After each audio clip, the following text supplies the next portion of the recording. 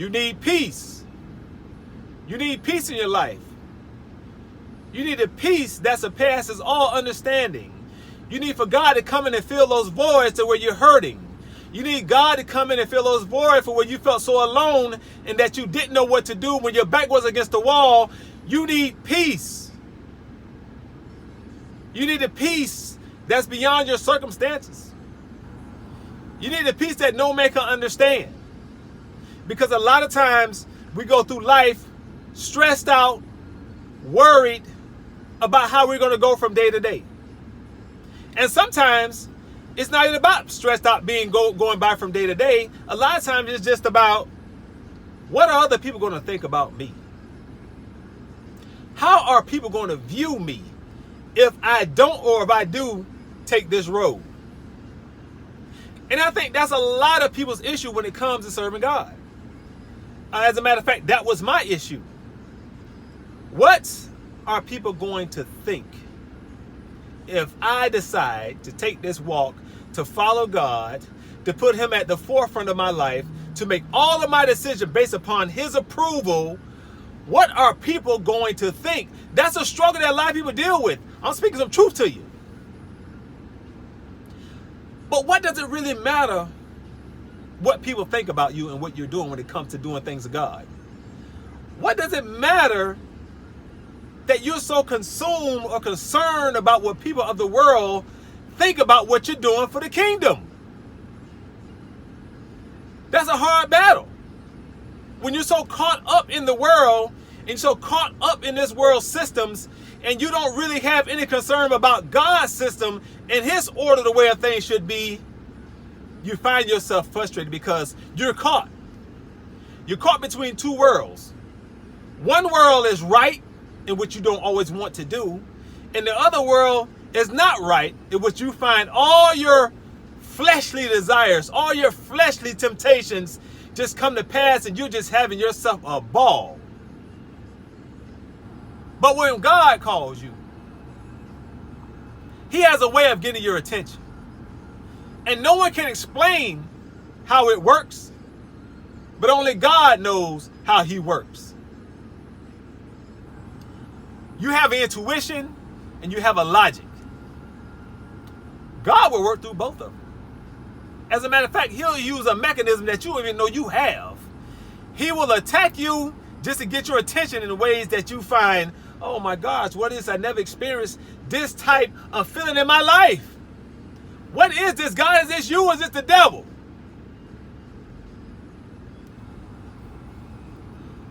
God is calling you. God is calling you. It's up to you to choose to follow him and do his bid. Because he has given all of us assignment. He's given all of us an assignment.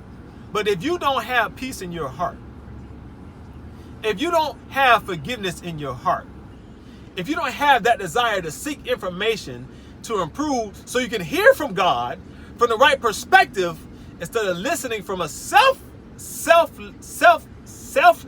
point of view,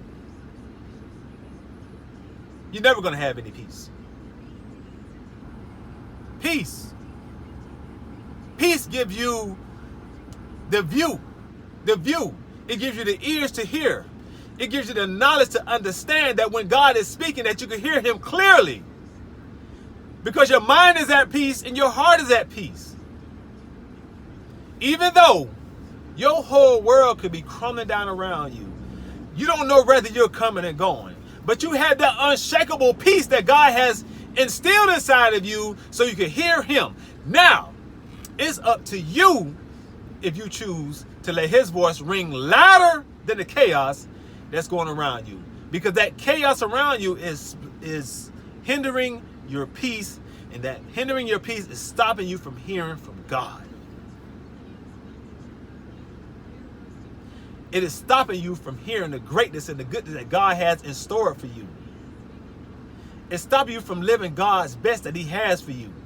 It's stopping you from being a blessing to those that really need you, because God is using you to do his bid. But guess what? If you're dealing with so much trauma in your past and you haven't let it go, if you're dealing with the people that left you, The people that say they're going to do this and they haven't done it, boom, that's another thing that's stopping your peace. So when you don't have any peace, you don't have the right perspective on God's will. It's kind of torted.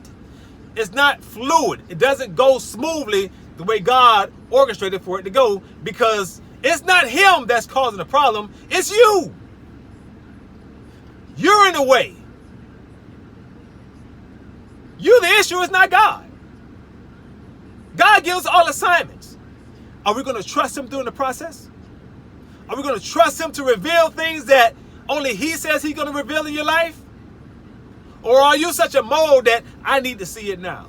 Because if I don't see it now, I don't believe it. Guess what? God's not going to use you. He'll dismiss you. He'll pass the blessing on to somebody else, somebody that has faith.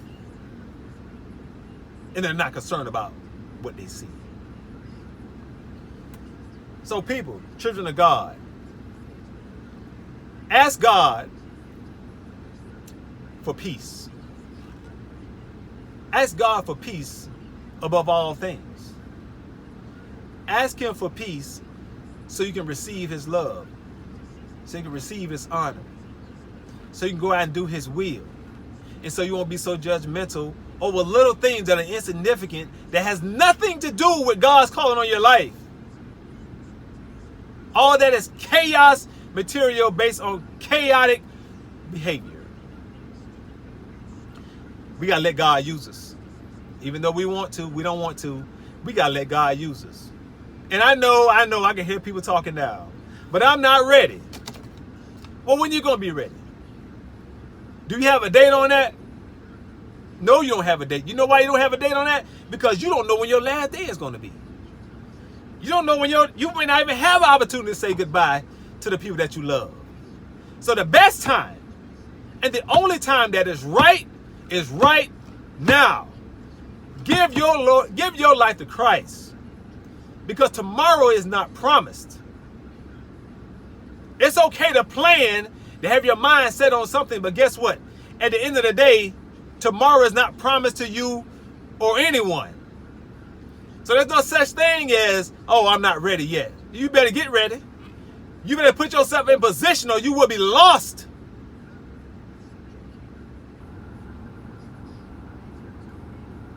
We love to do things on our terms. But this is salvation term now. This is about being an example for God to use. This is about being one of his disciples for him. Not a disciple for the world. Though we are born in this world, though we are not of this world. That means we are here to make an example, to be an example of a Christ-like life. So let's not take that for granted. Let's not take any day for granted. Let's not take any hour, any second for granted. Let's find somebody that we can pour this word of God into, because there's a lot of lost souls out here. There's a lot of lost souls that are caught up in how they feel about things with no direction. There's a lot of lost souls out here that have no foundation. They have no love, but yet they want to seek love. We're all called. We're all called. Will you answer? We're all called, but only a few are chosen. Will you answer the call? Will you answer the call? He's calling. He's calling. Let God use you and get out of the way.